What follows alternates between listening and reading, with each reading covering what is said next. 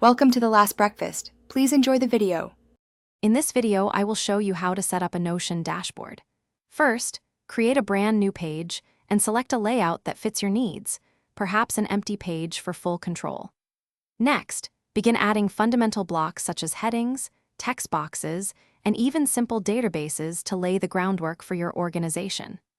Don't forget to personalize your dashboard right away by choosing a unique page icon and a visually appealing cover image. This initial setup is crucial for a functional and inviting workspace.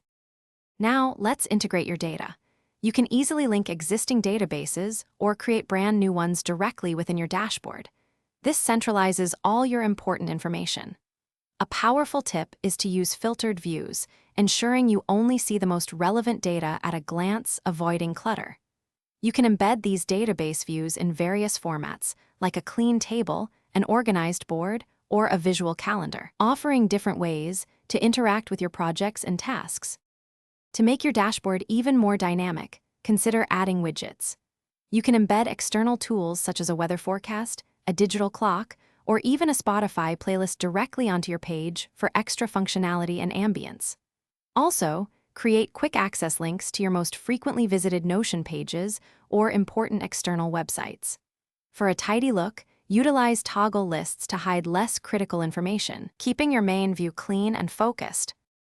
Finally, let's explore some advanced customization. Play around with various column layouts to maximize your screen space and improve the visual flow of your information. Incorporate callout blocks to draw attention to crucial notes, important reminders, or daily goals. Remember, your Notion dashboard is a living space. Regularly review and refine it.